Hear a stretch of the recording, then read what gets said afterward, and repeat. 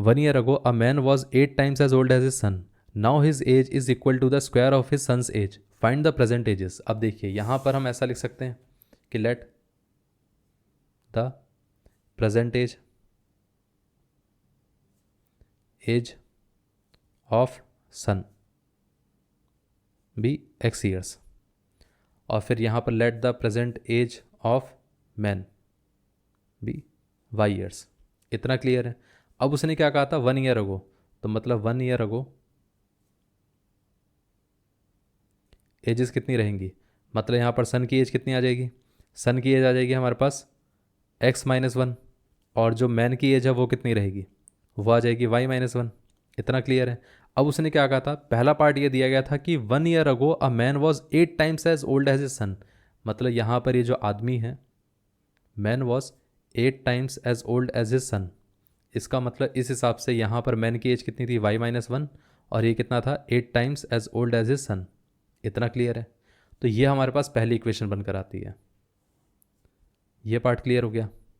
अब इसके साथ साथ उसने क्या कहा था, his age is equal to the now his age is equal to the square of the son's age. मतलब अभी जो प्रेजेंट एजेस के हिसाब से देखा जाए तो उसने क्या बोला है, प्रेजेंट कंडीशन के हिसाब से his age is square of his son's age, मतलब मैन की जो एज है वो सन की एज का स्क्वायर है. इतना क्लियर है. अब यहाँ से अगर हम देखें तो ये वाला हमारे पास क्या हो गया, ये सेकंड इक्वेशन हो गई. अब सेकंड इक्वेशन से अगर फर्स्ट इक्वेशन में y की वैल्यू को रिप्लेस करेंगे तो कितना आएगा, ये आ जाएगा x² -1, क्योंकि y की वैल्यू कितनी थी x, यहाँ पर y की वैल्यू हमने रख दी x², और ये बाकी का -1 इज इक्वल टू कितना आ गया 8 times ऑफ x -8. इस पूरे पार्ट को इस तरफ ले आते हैं तो ये आ जाएगा x² -8x, ये -1 प्लस का 8 इज इक्वल टू 0. अब देखिए x² -8x plus 7 is equal to 0. अब इस पार्ट को अगर हम स्प्लिट करके देखें तो वो कितना आता है, -7x माइनस का x प्लस का 7 is equal to 0, and this one is x². इसमें से अगर हम देखें तो x कॉमन ले सकते हैं तो यहाँ पर बचेगा x-7. इसमें से अगर हम देखें तो -1 कॉमन ले सकते हैं तो यहाँ पर बचेगा x-7 इज इक्वल टू 0. अब यहाँ से x-7 और x-7 दोनों में से कॉमन आ सकता है, और यहाँ पर आ जाएगा x-1 दिस इक्वल टू 0. अब यहाँ पर देखिए इस पार्ट को अगर हम 0 के साथ इक्वेट करेंगे तो x की वैल्यू 7 आ जाएगी. इस पार्ट को अगर हम 0 के साथ इक्वेट करेंगे तो x की वैल्यू कितनी आएगी, 1 आ जाएगी. ये पार्ट क्लियर है.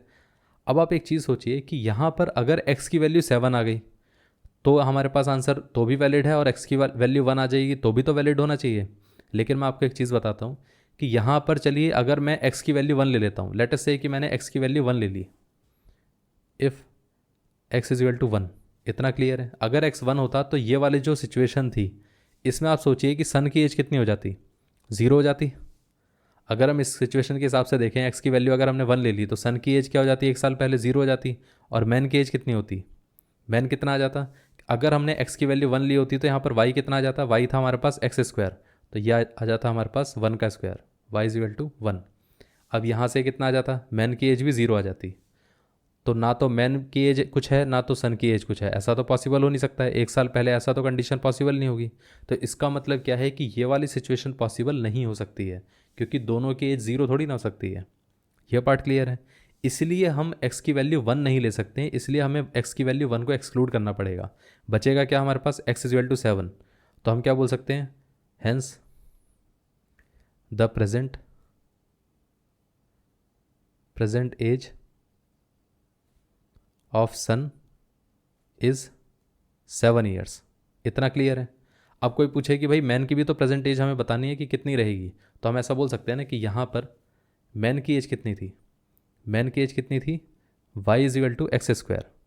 तो यहाँ से हम बोल सकते हैं ना कि y इज इक्वल टू 7 का स्क्वायर विच इज़ 49 years. तो प्रेजेंट एज मैन की कितनी है, 49 years, और जो सन की एज है वो है 7 years. ये पार्ट क्लियर हो गया. इस तरीके से इनका आंसर आएगा.